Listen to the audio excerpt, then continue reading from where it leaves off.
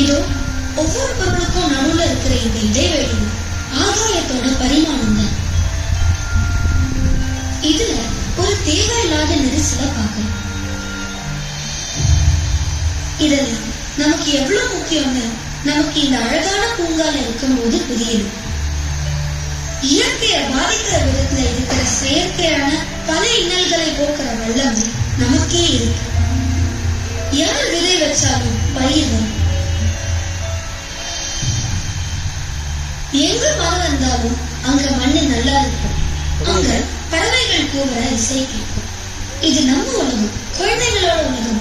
குழந்தைகளோட மனசு மாதிரியே இது சுத்தமானதா, வளமானதா, பாதுகாப்பானதா, வருங்காலத்துக்கு நல்ல நம்பிக்கையானதா வச்சுக்கணும். அதாவது ஊரே பசுமையாகணும். என்ன பண்ணலாம்? வீட்டுல இருந்தே ஆரம்பிப்போமே. நம்ம குடும்ப உறுப்பினரா 1-2 பூச்செடி வீட்டிலேயே இருந்தா எவ்வளவு நல்லா இருக்கும்.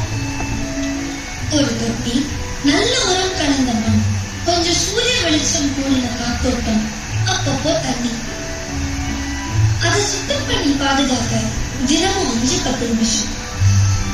வேற என்னங்க, நம்ம வீட்டு செடி அழகா வரப்போகுது.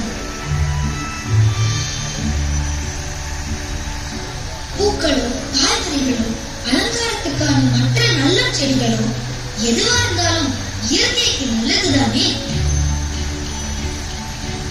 உங்களுக்கு அதை பற்றிய அனுபவம் ஏற்கனவே இருந்தாலும் உங்க நண்பர்களோட பகிர்ந்து கொள்ளுங்க.